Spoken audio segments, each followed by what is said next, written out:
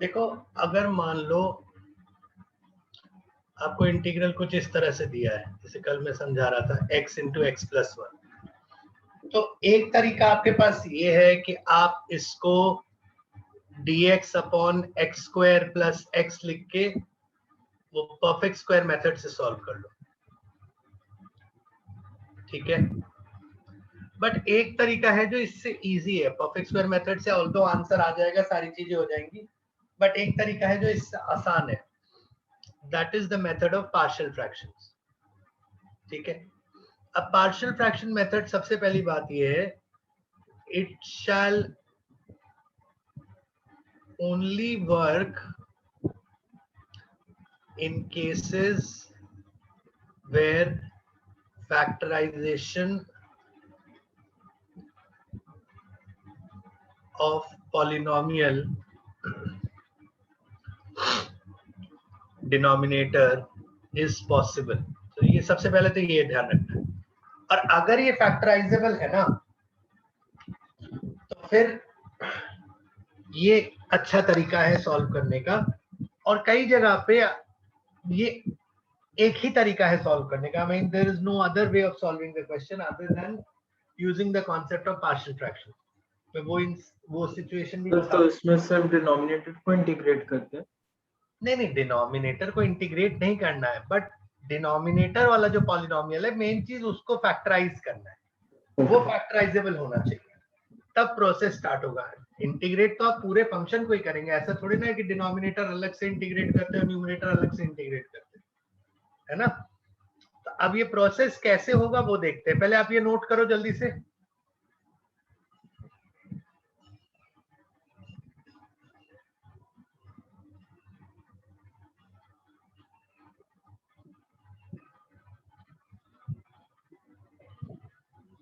Note किया? Noting. जल्दी से करो। It shall only work in cases where factorization of polynomial denominator is possible.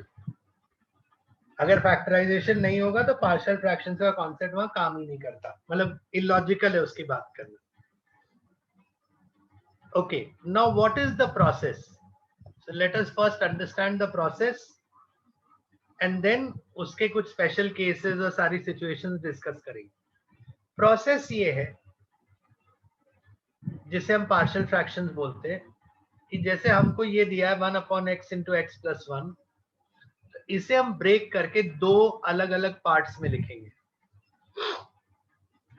Parts में जब लिखेंगे तो जो न्यूमरेटर हम बनाएंगे उसमें एक बात याद रखिएगा, degree of numerator is less than degree of denominator, ठीक है। And in fact one less than लिख लीजिए, मतलब हमें जो अज्यूम करना है वो वन लेस देन करना है। मतलब जैसे अगर डिग्री 1 है डिनोमिनेटर का, तो न्यूमरेटर का डिग्री 0 होगा, वहां पे कोई चॉइस नहीं है हमारे पास। बट अगर डिनोमिनेटर का डिग्री 2 है तो हम अज्यूम करेंगे 1, बट 0 डिग्री भी हो सकता है। वो जब हम इसे सॉल्व करेंगे तो पता लगेगा कि वो 0 डिग्री होना चाहिए था कि 1 डिग्री होना चाहिए था। But in any case we will assume it to be 1 degree. Like suppose there is a like x square plus 1. Wait, let me complete. There is a denominator like x square plus 1. So यहां से less की बात करें तो ये degree 2 है, तो less यानी डिग्री 1 भी हो सकता था और डिग्री 0 भी हो सकता था, पर हम इसमें डिग्री 1 ही अज्यूम करके चलेंगे, डिग्री 0 अज्यूम नहीं करेंगे। यानी हम यहाँ पर जो लिखेंगे वो ऐसे लिखेंगे ax plus b, यानी अगर नीचे क्वाड्रेटिक है तो we will write linear. It may be possible that a comes out 0 and this becomes b upon ax x square plus 1. That means it might become a constant also, but that is only after the calculation part. We will not assume it like that. हमें जो safest assumption करना है वो 1 degree less का करना है। Suppose यहाँ पे क्यूबिक होता तो क्यूबिक के ऊपर 2 डिग्री भी हो सकता है, 1 डिग्री भी हो सकता है, 0 डिग्री भी हो सकता है, पर हमको 2 डिग्री ही मान के चलेगा ऊपर वाले टर्म को, हम उससे कम नहीं मान के चलेंगे। कम आ जाए वो एक अलग बात है, पर हम मान के नहीं चलेंगे। सबसे पहली बात तो ये ध्यान रखिएगा, ठीक है। अब इस कॉन्सेप्ट को अप्लाई कैसे करना है वो देखिए। अब यहां पर हम क्या करेंगे, सबसे पहले इस चीज को रिकम्बाइन करेंगे। तो रिकम्बाइन करेंगे तो क्या हो जाएगा, 1 upon x into x plus 1 is equal to A into x plus 1 plus B into x upon x into x plus 1। ठीक है, डिनोमिनेटर्स तो कैंसिल हो जाएंगे क्योंकि सेम ही रखना है, और 1 इज इक्वल टू आ जाएगा a plus B into x plus A.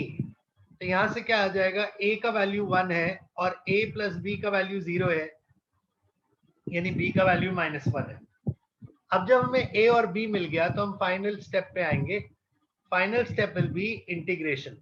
So now we will write कि this integral dx upon x into x plus 1 is actually equal to 1 by x dx, क्योंकि a 1 है, और minus dx upon x plus 1. So this will become ln x minus ln of x plus 1 plus c, so which we can write as ln of x upon x plus 1 plus c. This is your final answer. इसे note करिए आराम से।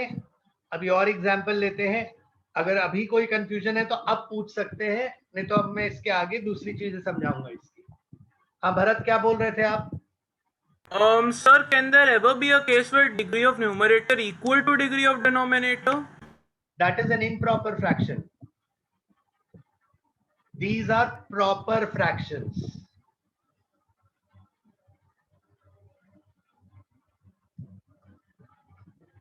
ठीक है, when such a case arises, तब हम क्या करेंगे, तब वो हम बाद में डिस्कस करेंगे।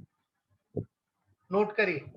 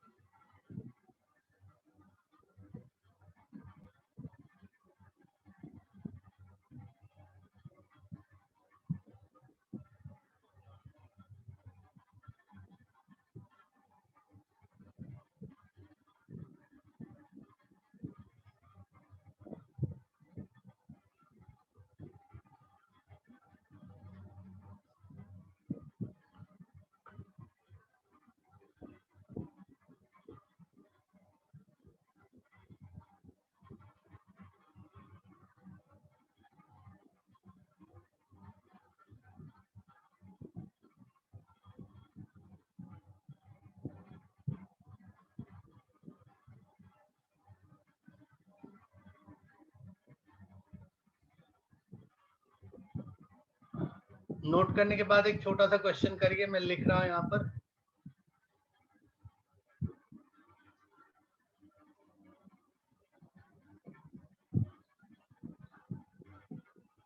इसको सॉल्व करिए by the same method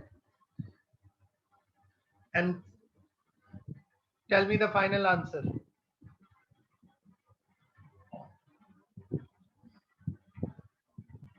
integration में ध्यान रखिएगा, बहुत स्लो एंड स्टडी चल रहा है, ज्यादा कूदाफानी नहीं करनी है। जब स्लो एंड स्टडी चलेंगे तभी समझ में आएगा, नहीं तो समझ में नहीं आएगा।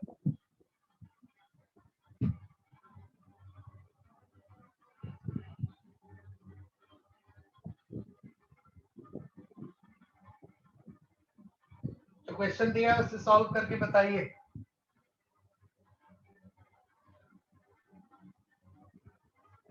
And everyone must try.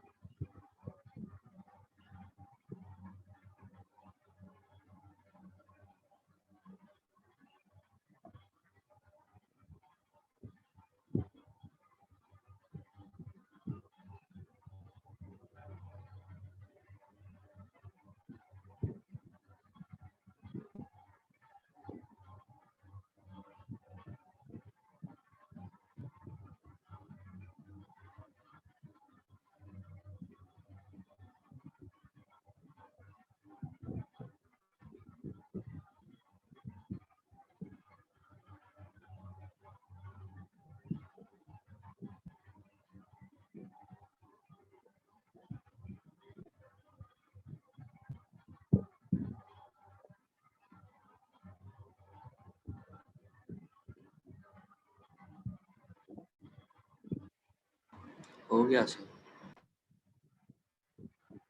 Question हो गया?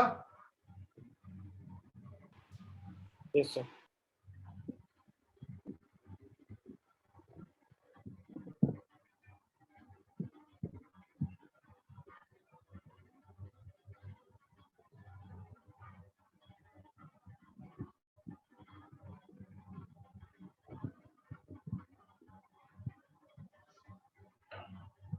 क्या है आपकी ए और बी की वैल्यू?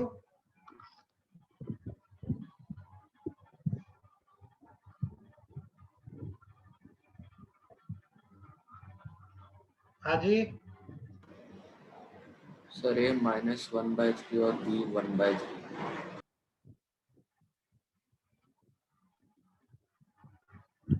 ओके, अभी देखते हैं।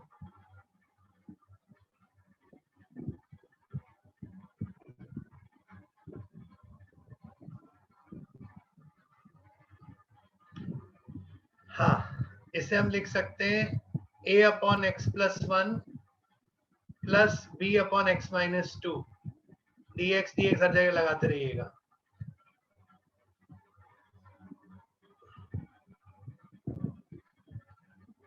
Is equal to a upon x plus 1, इसको रिकम्बाइन करेंगे तो a into x minus 2 plus B into x plus 1 is equal to 1, denominator cancel हो जाएंगे। तो a प्लस बी का वैल्यू 0 आएगा और -2a प्लस बी का वैल्यू 1 आएगा।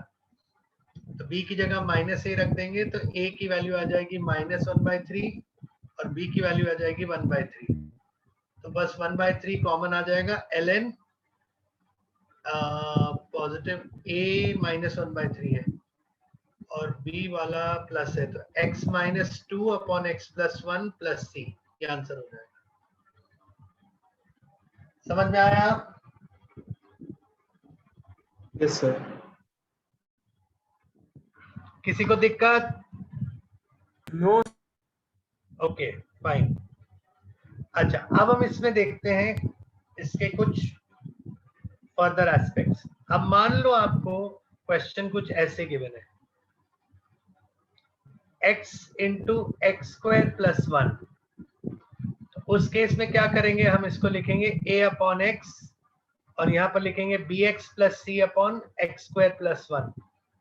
तो अब फिर से वही हो जाएगा, 1 is equal to a into x square plus 1 plus X into B x plus C. तो सॉल्व करके मुझे एबीसी का वैल्यू और इंटीग्रल करके दिखाइए। इस केस में क्या आएगा?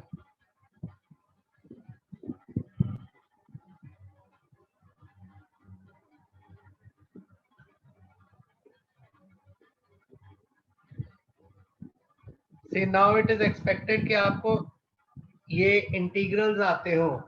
जैसे ये वाला जो इंटीग्रल का फॉर्म बनेगा, अगर b और c दोनों की वैल्यू आ गई तो फिर ये आपका लीनियर अपॉन क्वाड्रेटिक वाला बनेगा, जो हम आई थिंक कल डिस्कस कर रहे थे। इसीलिए मैं कह रहा था कि आगे नहीं बढ़ सकते जब तक आप ये चीजें सीख ना लो, क्योंकि अगले उसमें ही इस चीज की जरूरत पड़ने वाली है। और अगर मान लो यहाँ पर x b0 आ गया बाय चांस और नीचे एक्स स्क्वायर प्लस 1 है, ऊपर कांस्टेंट है, तो वो कांस्टेंट अपॉन क्वाड्रेटिक आ जाएगा, तो उसको आपको परफेक्ट स्क्वायर से सॉल्व करना पड़ेगा। तो ये सब चीजें देखने की होती हैं, इसलिए it is said that it is totally interlinked, it is a chain system.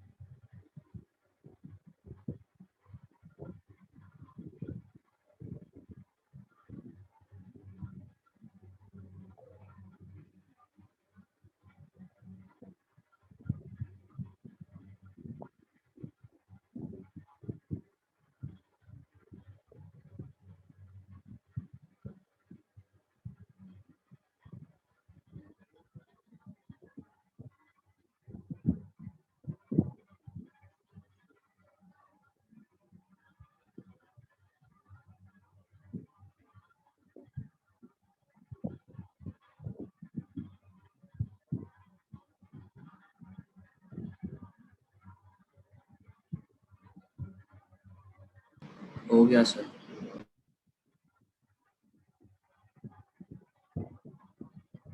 2 minute दो सबको ट्राई करने के लिए।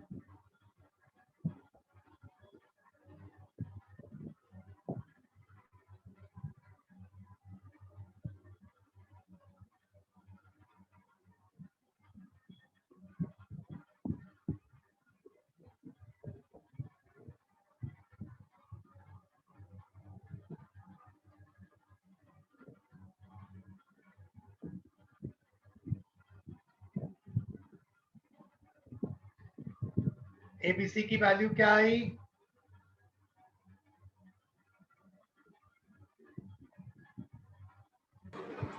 सर ए की 1, बी की -1 और सी की 0। A1 B -1 C 0। Yes sir.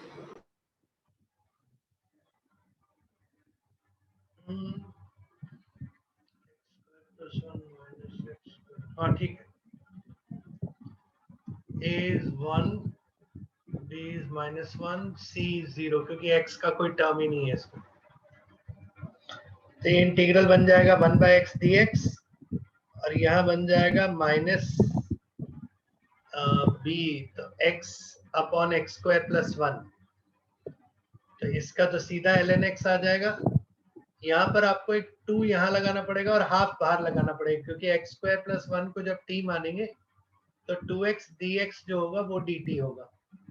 तो -½ dt upon t, that is ln x -½ ln t, t is x² + 1 + c। ये होगा आपका आंसर। अच्छा, अब एक और क्वेश्चन ट्राई करिए, ये वाला कंप्लीट करके। मैं हिंट दे रहा हूँ, x³ -1 को सबसे पहले हम फैक्टराइज करेंगे। x -1 into x² + x + 1। अब आप इसको पार्शियल फ्रैक्शंस के फॉर्म में लिखेंगे, bx + c upon x² + x + 1 because it is not further factorizable. And now solve, find ABC and find the answer. It's a very lengthy integral, मतलब लेंदी in the sense, मतलब है काफी लेंदी है ये, करिए आराम से सॉल्व करके आंसर निकालिए।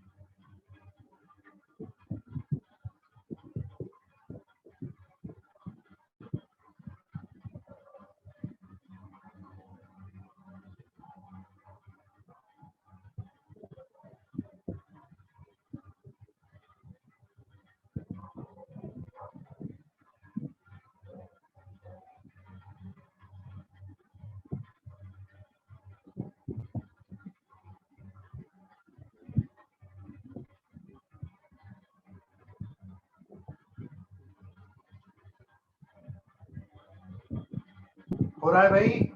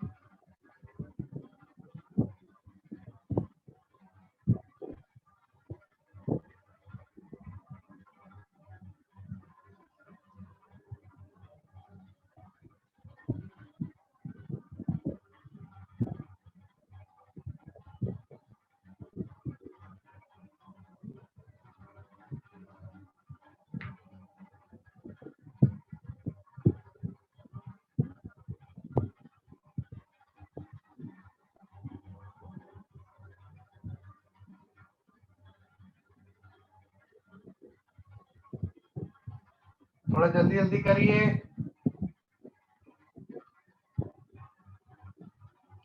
एबीसी की वैल्यूज क्या आई?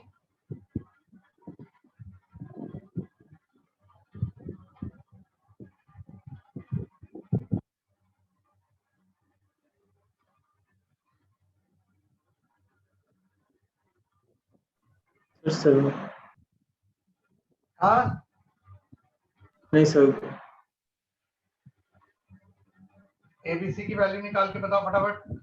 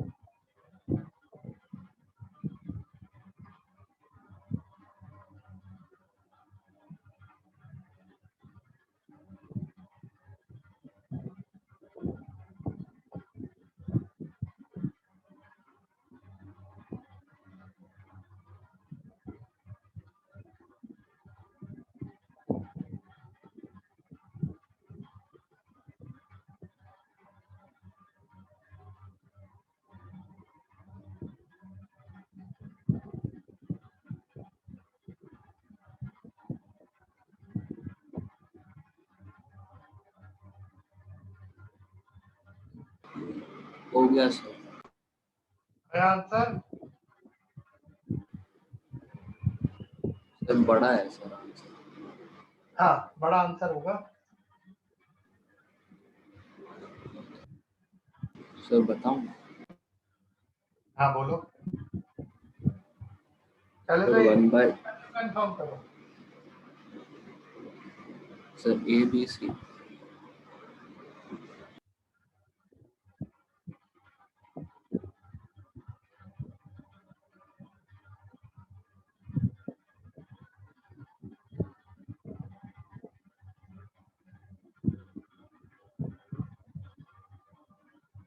हाँ जी सर आपने क्या बोला? मैंने कहा एबीसी की वैल्यू कंफर्म करो पहले। सर ए 1/3 आ रहा है, सी -2/3 और बी -1/3 आ रहा है।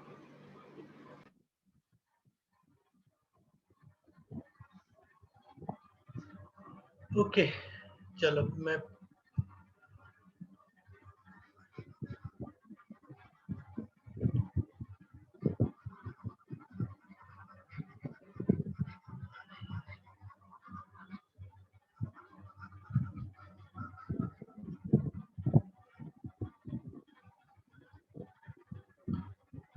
देखो 1 is equal to a into x square plus x plus 1 plus B x plus C into x minus 1। तो a प्लस b की वैल्यू 0 होगी क्योंकि एक्स स्क्वायर के कोफिशिएंट a और b ही है। x का कोफिशिएंट है a, यहां से होगा माइनस b और यहाँ से माइनस b और प्लस c, उसकी वैल्यू भी 0 होगी। और कांस्टेंट है a माइनस सी, उसकी वैल्यू 1 है। तो b की जगह अगर माइनस ए रखते हैं तो c की वैल्यू -2a आती है। तो a की वैल्यू आ जाएगी 1/3, b की वैल्यू आ जाएगी -1/3 और c की वैल्यू आ जाएगी -2/3। यहाँ तक ठीक है? Yes sir. Yes, sir. अब ABC की वैल्यूज को लेकर हम इसके दो इंटीग्रल बना सकते हैं। ठीक है, तो दो इंटीग्रल क्या बनेंगे? एक तो हमारा a अपॉन एक्स माइनस 1 था ना, 1/3 dx अपॉन एक्स माइनस 1, और यहाँ पर -1/3 कॉमन ले लो तो x plus 2 upon x square plus x plus 1 है ना। -1/3 और -2/3 आ रहे हैं तो -1/3 कॉमन लेके बाहर रख दिया। अब ये तो सीधा सीधा आपका 1/3 ln x माइनस 1 हो गया, इसमें तो कोई खेल नहीं है। अब बात करते हैं ये वाले की, तो ये हो गया आपका भाई लीनियर अपॉन क्वाड्रेटिक फॉर्म। तो लीनियर अपॉन क्वाड्रेटिक को हम कैसे सॉल्व करेंगे? मैं यहाँ पर सॉल्व कर देता हूँ ये लीनियर अपॉन क्वाड्रेटिक वाला। तो मैं यहाँ पर क्या लिखूंगा? x plus 2 is equal to m into 2x plus 1 plus n। तो 2m is equal to 1 and m plus n is equal to 2। m की वैल्यू हो जाएगी हाफ, n की वैल्यू हो जाएगी हाफ, उधर जाएगा तो 3/2। तो ये हो जाएगा -1/3, फिर हाफ अंदर कॉमन लेना पड़ेगा, m यानी 2x plus 1 upon x square plus x plus 1 plus 3/2 into dx upon x square plus x plus 1। ये आ गया आपका पूरा इंटीग्रल। तो अब हम इसे लिख सकते हैं 1/3 ln x माइनस 1, ये तो सीधा सीधा है, -1/6, यहाँ पर इसको t मानोगे तो ऊपर dt हो जाएगा, तो यही सीधा सीधा बन जाएगा ln x square plus x plus 1 -1/2, क्योंकि 1/3 और 3/2 मल्टीप्लाई होंगे तो 1/2 बनेगा, dx अपॉन ये क्या बन जाएगा? X square plus x plus 1/4 plus 3/4। इसका बना देंगे हम परफेक्ट स्क्वायर, तो बन जाएगा x प्लस 1/2 का होल स्क्वायर। ये सब तो एज इट इज कॉपी होगा, माइनस हाफ, ये हो जाएगा dx अपॉन x प्लस 1/2 का होल स्क्वायर प्लस √3/2 का होल स्क्वायर। तो ये x square plus a square आ गया डिनोमिनेटर में, that is 1/a tan inverse x/a plus c। तो केवल इस पर्टिकुलर के आंसर की बात करें, अरे यार क्या है, हटाओ इसको। केवल इस पर्टिकुलर की बात करें तो इट इज, अरे कहाँ गया, हाँ, तो इट इज, बाकी दोनों आंसर सेम है, -1/2 tan इनवर्स 1/a यानी 2/√3 tan इनवर्स x/a, तो 2x + 1/√3 प्लस c। और ये दो आंसर तो है ही, ये वाले दोनों आंसर तो है ही, तो ये और ये फाइनल आंसर है आपका। और माइनस को अगर अंदर लेना चाहते तो उसको कॉट इनवर्स में भी लिख सकते थे इस आंसर को। आया समझ में? Yes sir. Yes. जिनका हो गया अच्छी बात है, जिनका नहीं हुआ है वो एक बार इसे देखें और कंप्लीट करें।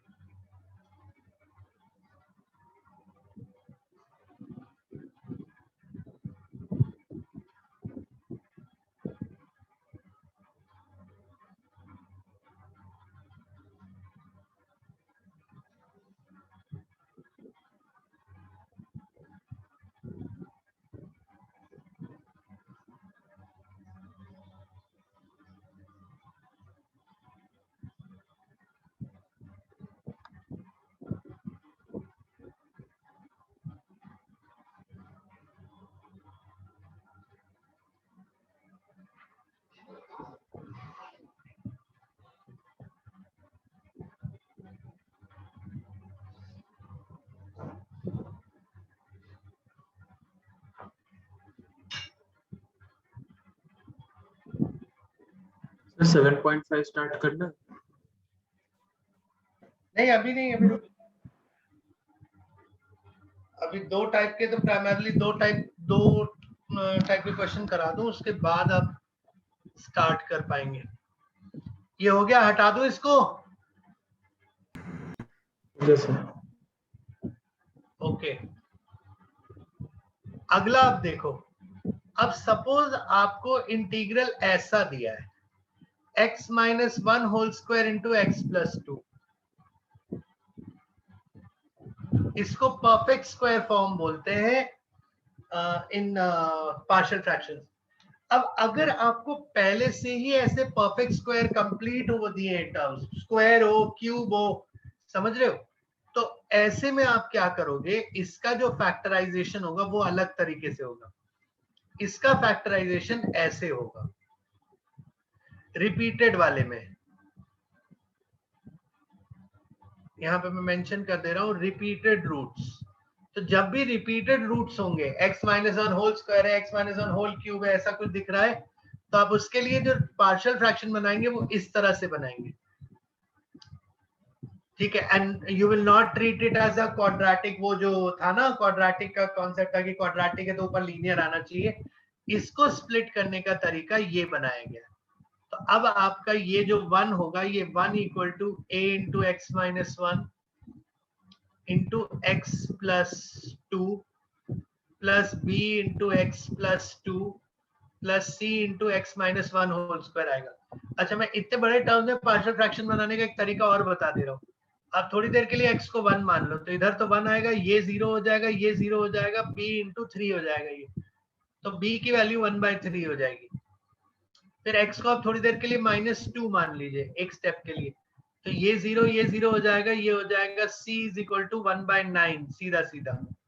और एक बार आप x को 1 और -2 मान लिया ना, 0 मान लो, तो x को 0 मानेंगे तो ये बन जाएगा 1 is equal to a into -2 plus 2b, तो 2b यानी 2/3 प्लस c यानी 1/9। 2a की वैल्यू हो जाएगी 7/9 -1, तो -2/9, तो a is equal to -1/9।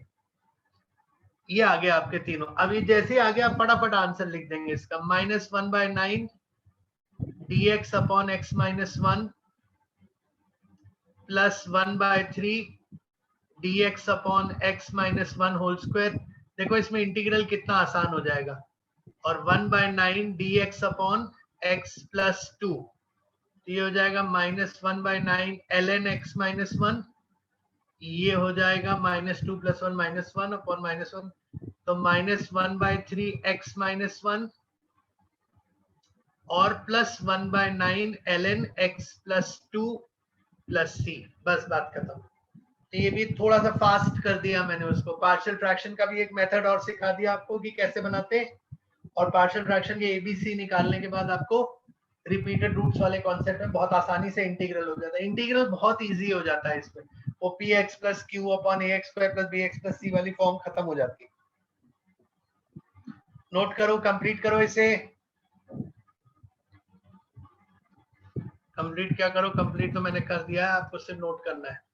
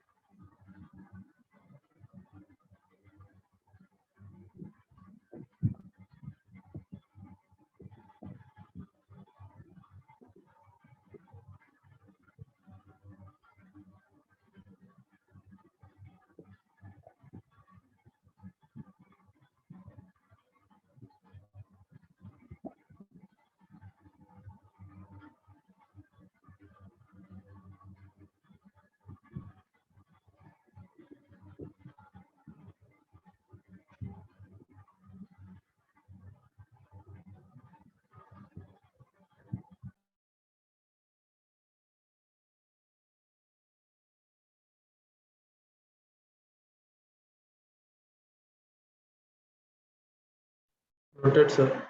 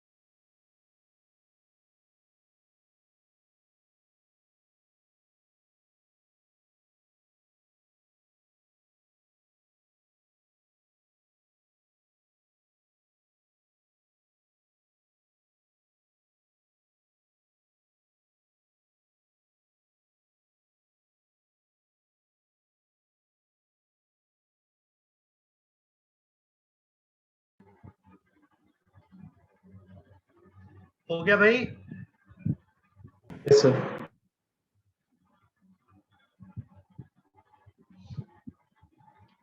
Okay, अच्छा नेक्स्ट फॉर्मेट। अगर लेट्स से आपको कुछ ऐसे दिया है, थोड़ा इसको और भारी भरकम बना देते हैं।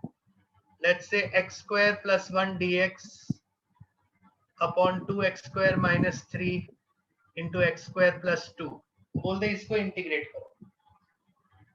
अब बात समझो, अगर आप कन्वेंशनल मेथड से जाओगे तो आप इसको ऐसे लिखोगे ax plus B upon 2x square minus 3 plus cx plus D upon x square plus 2 ठीक है, और फिर उसके बाद इनको क्रॉस मल्टीप्लाई करके इसके बराबर रख के फिर उसके बाद सॉल्व करोगे, बहुत लेंदी हो जाएगा।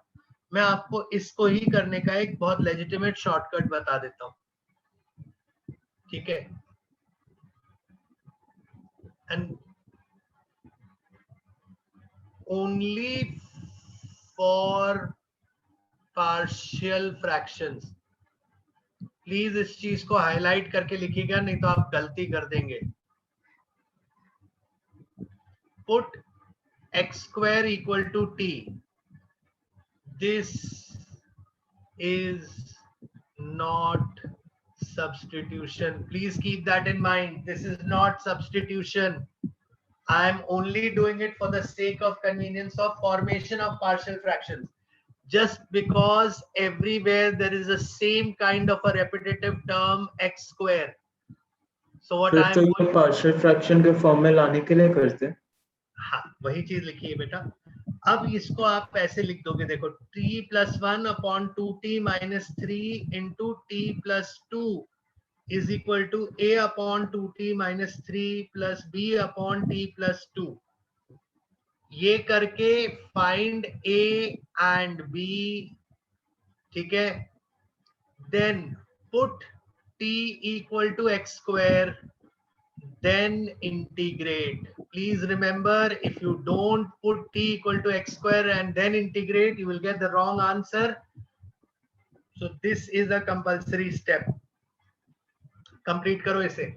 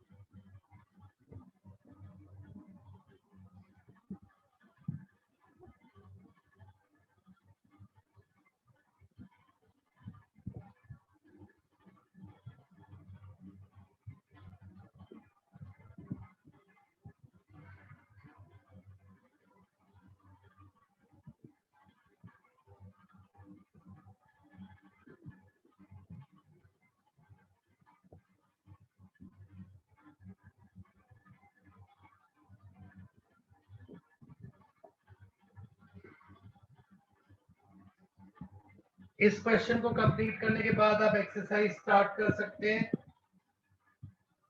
Mostly I have covered everything, every aspect of partial fractions.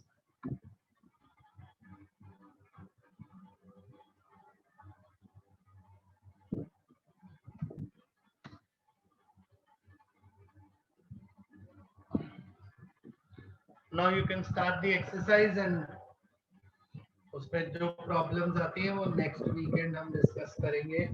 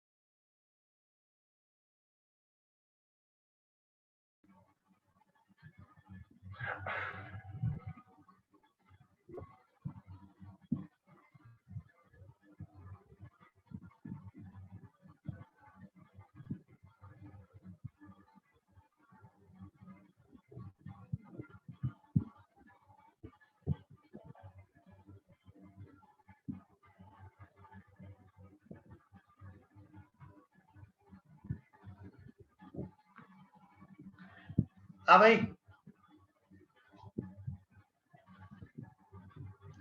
हो रहे क्वेश्चंस अब?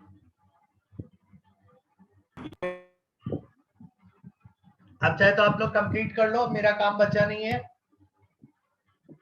और फ्राइडे को डाउट्स ले सकते हैं या सैटरडे संडे को, उसके बाद आगे पढ़ाऊंगा बाय पार्ट्स एंड ऑल। ठीक है,